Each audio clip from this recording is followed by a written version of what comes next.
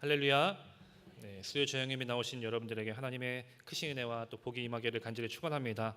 옆에 있는 분들과도 함께 주위 계신 분들과 인사하겠습니다. 제 옆에 앉아 주셔서 감사합니다. 이렇게 인사하시겠습니다. 오늘도 주님의 크신 은혜가 우리 삶에 또 능력으로 나타나기를 소망합니다. 여러분들 용두삼이라는 사자성어 아십니까? 용두삼이, 용의 머리, 뱀의 꼬리라는 거죠. 시작은 용처럼 아주 거창하고 화려한데 그 끝은 뱀의 꼬리처럼 형편없는 것을 볼 때 용두삼이라고 말합니다. 다이어트를 할 때 여러분들 식단표도 만들고 헬스장도 등록도 하고 새로운 운동복과 또 운동화도 사고 여러 가지 계획들을 세웁니다. 그렇게 열심히 다이어트에 임하고 첫날, 둘째 날은 잘 하다가 점점 시간이 지나면서 마음이 식어집니다. 몸이 힘들어서 여러 가지 상황이 안 돼서 여러 가지 또 먹고 싶은 음식이 많아지다 보니까 다이어트에 실패하게 될 때가 있죠. 우리가 성경을 연초에 몇 독 하겠다 이제 계획을 합니다. 나는 3독을 하겠다. 나는 1독을 하겠다. 나는 10독을 하겠다. 그런 계획을 세우고 열심히 하나하나 성경을 읽어가는데 창세기를 읽고 출애굽기를 읽고 민수기를 읽으면서 점점 그 마음이 식어질 때는 없으셨습니까? 다들 잘 열심히 읽는 줄 믿습니다. 그렇게 처음에는 우리가 정말 뜨거운 마음으로 시작했는데 화려하게 아주 정말 열정적인 마음으로 시작을 했는데 점점 그 마음이 식어져 버려서 그 끝은 흐지부지 될 때 용두삼이와 같다라고 합니다. 신앙도 어쩌면 그렇습니다.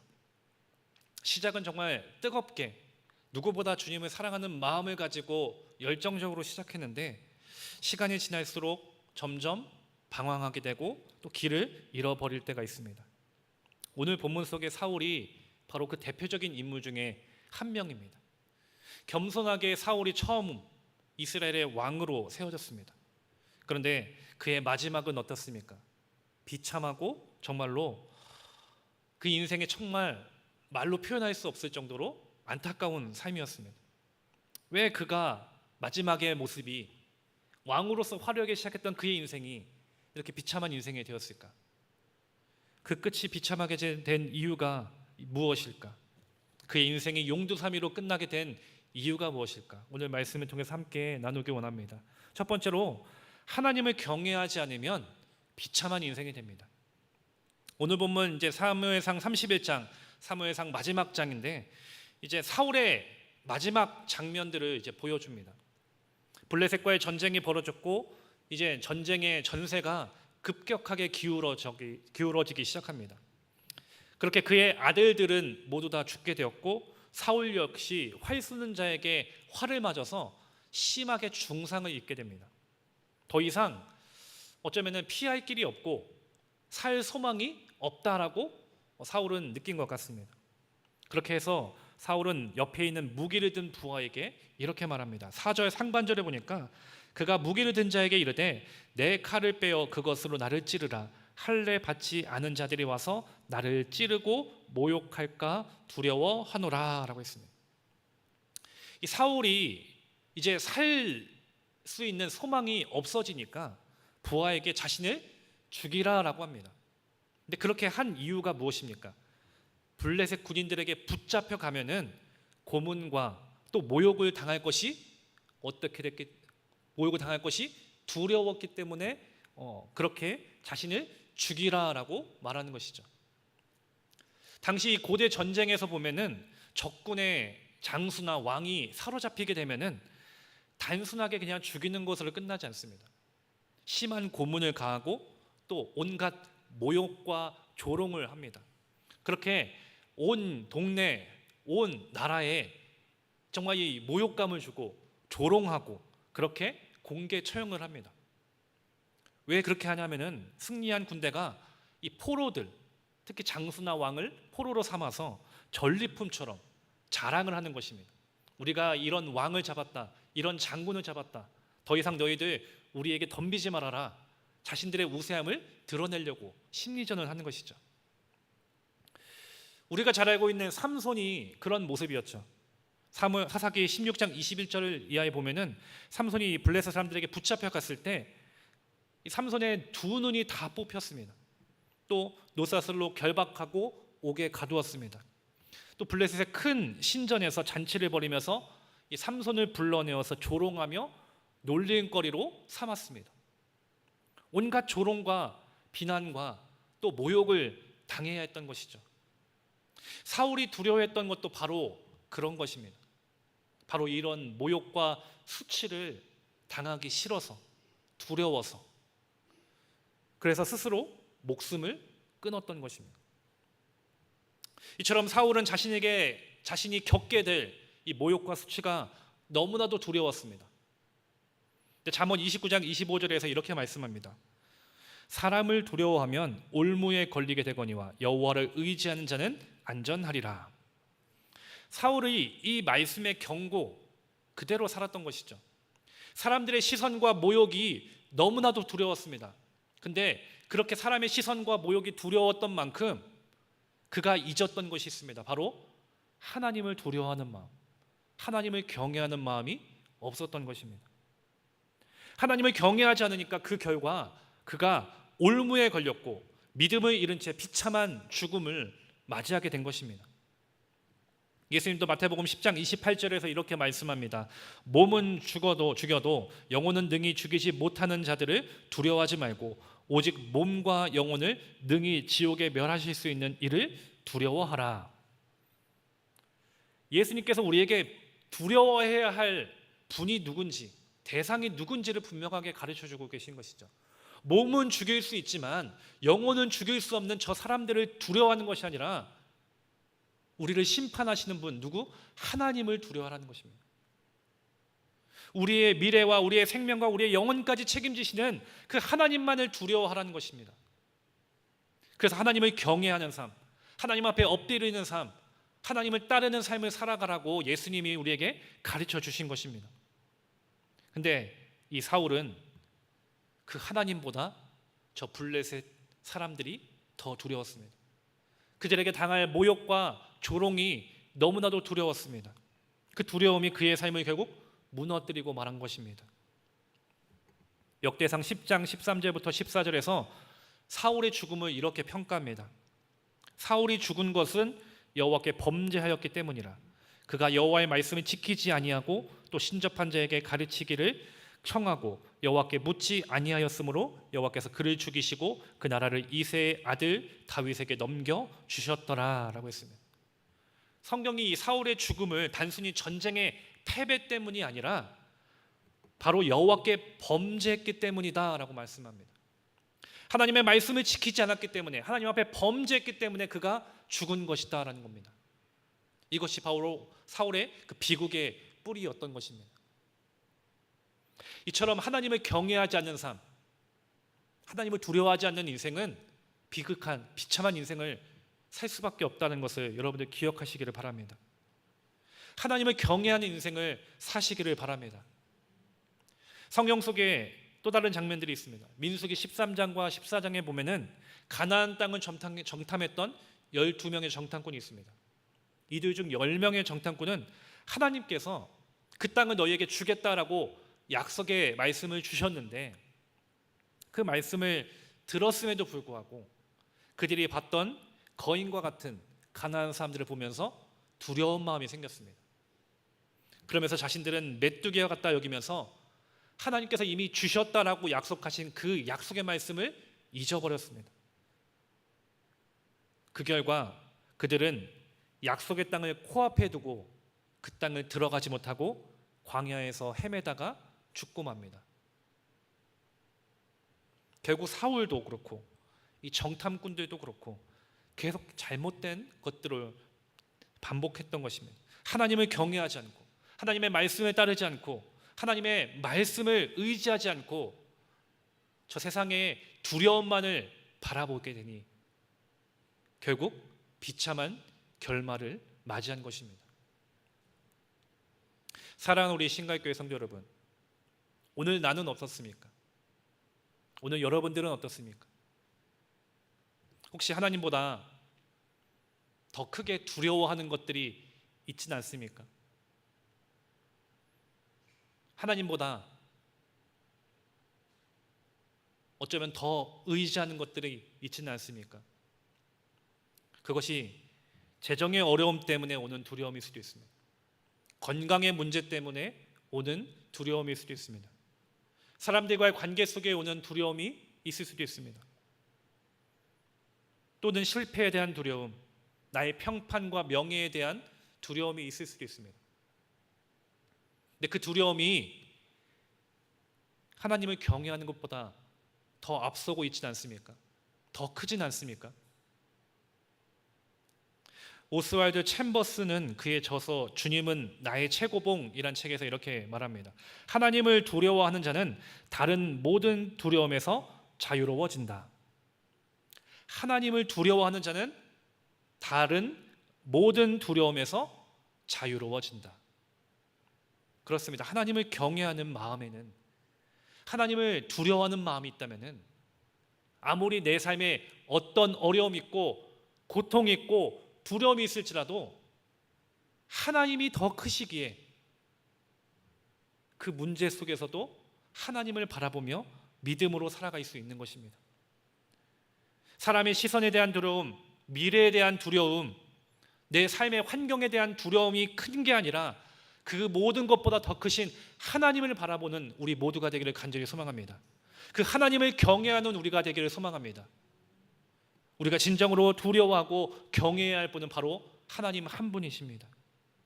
우리가 그 하나님을 경외하는 마음이 다시 세워질 때, 그리고 그 주님을 다시 내가 믿음으로 바라보고 따랐을 때, 내 앞에 있는 두려움도 있고 어려움도 있고 고통도 있겠지만 하나님은 이길 수 있는 힘을 주실 것이고 극복할 수 있는 길을 열어 주실 줄 믿습니다. 저와 여러분들이 그 말씀 앞에 다시 결단하길 소망합니다. 세상과 사람과 환경에 따라서 두려움에 떨지 않고 그 모든 문제보다 크신 분 하나님만을 경외하는 삶, 하나님만을 의지하는 삶, 그리고 그 말씀에 따를 수 있는 우리 모두가 되기를 간절히 소망합니다. 두 번째로, 이 회개하지 않으면 비참한 인생을 삽니다. 사울의 인생을 여러분들 그동안 말씀을 통해서 봐왔겠지만 그는 하나님께 기름 부음 받았고 이스라엘의 초대 왕으로 세워졌습니다. 근데 그의 삶에서 계속해서 반복적으로 계속해서 등장하는 문제가 무엇이냐면은 회개하지 않았다라는 겁니다. 사무엘상 13장에서 그는 사무엘을 기다리지 않고 스스로 직접 하나님 앞에 제사를 드렸습니다. 이 문제에 대해서 사무엘이 책망하니까 백성이 흩어질까 두려웠다라면서 변명했습니다. 사무엘상 15장에서도 하나님은 아말렉을 모두 다 진멸하라고 했습니다. 근데 사울은 좋은 가축을 남기고 아말렉 왕 아각도 살려주었습니다. 하나님의 말씀에 따르지 않은 것이죠. 사무엘이 그 이유를 묻자 그는 백성이 좋은 가축을 하나님께 제사하려고 남겼다라며 변명합니다. 계속해서 사울의 모습을 보면은 자신이 합리화를 하면서 변명을 합니다. 사울의 입에서는 내가 범죄하였나이다 라고 고백하지만 입술로만의 고백으로 그쳤습니다. 실제적으로 그의 삶이 달라지지 않았다는 것입니다. 돌이키지 않았다는 것입니다. 그냥 말뿐의 고백이었던 것이죠. 잠언 28장 13절에서 이렇게 말씀합니다. 자기의 죄를 숨기는 자는 형통하지 못하나 죄를 자복하고 버리는 자는 불쌍히 여김을 받으리라. 아멘. 회개라는 것이 무엇입니까? 단순하게 이 잘못을 인정하는 데서 끝나는 것이 아니라 그 죄를 버리고 돌이키는 것입니다. 하나님께로 방향을 다시 돌이키는 것입니다. 근데 이 사울은 끝까지 돌이키지 않았습니다. 자신의 고집, 자신의 명예만을 붙잡고 살았습니다. 입술로는 내가 범죄하였다라고 했지만 실제적으로 그의 마음과 그의 삶은 변화되지 않았습니다. 하나님을 향하지 않았습니다. 여전히 하나님과 등지는 인생을 살았던 것입니다. 성경은 이렇게 회개하지 않는 자의 길과 회개하는 자의 길이 얼마나 다른지를 우리에게 분명하게 가르쳐주고 있습니다. 우리가 잘 알고 있는 이 가룟 유다가 있었습니다. 예수님의 제자였죠. 근데 예수님을 팔아 넘겼습니다. 그렇게 팔아 넘긴 뒤에 뒤늦게 그 마음에 후회가 밀려왔습니다. 그런데 자신의 잘못을 깨닫긴 했지만 거기서 그쳤다는 겁니다. 하나님 앞에 회개하며 용서를 구하지 않았다는 것이죠. 그냥 그 죄책감에 시달려서 결국 후회만 하다가 절망 속에 스스로 목숨을 끊어버렸습니다. 이와는 달리 하나님은 회개하는 자를 결코 버리지 않으신다라고 우리에게 약속해 주십니다. 요한일서 1장 9절 말씀 우리 한 목소리로 함께 봉독합니다. 만일 우리가 우리의 죄를 자백하면 그는 미쁘시고 의로우사 우리 죄를 사하시며 우리를 모든 불의에서 깨끗하게 하실 것이요. 아멘. 베드로가 바로 그 확실한 증거입니다. 베드로도 예수님을 3번이나 부인했습니다. 배신한 자입니다. 그런데 베드로가 다시 갈릴리 바다에서 예수님을 만났을 때 그의 잘못된 죄들을 하나님 주님 앞에 낱낱이 회개하며 통회하며 돌이켰습니다. 그때 주님께서 그를 용서하시면서 물으십니다. 네가 나를 사랑하느냐? 3번이나 물으셨습니다. 그렇게 3번 물으시면서 어쩌면 무너졌던 그의 인생을 다시 일으켜 세워주셨고 회복시켜 주셨다는 겁니다. 그렇게 그가 배신자였고 주님을 떠나간 자였음에도 불구하고 그는 다시 돌이켜서 예수님의 말씀을 증거하는 사도로 다시 회복되었다는 겁니다. 그렇습니다. 우리가 하나님 앞에 죄를 고백하면 주님은 반드시 용서하시고 죄의 흔적까지도 깨끗하게 하시는 사랑의 하나님이심을 여러분들 기억하시기를 바랍니다. 우리 역시 사울과 같습니다. 우리 역시 가룟 유다와 같습니다. 우리 역시 베드로와 같습니다. 결코 그 죄의 문제에서 자유로울 수 있는 사람, 깨끗한 사람 이 세상에 그 누구도 없습니다. 근데 중요한 것은 사울과 가룟 유다는 그 죄를 회개하지 않았다는 것입니다. 베드로도 죄를 지었지만 그가 주님 앞에 다시 회복될 수 있었던 것은 회개했기 때문입니다.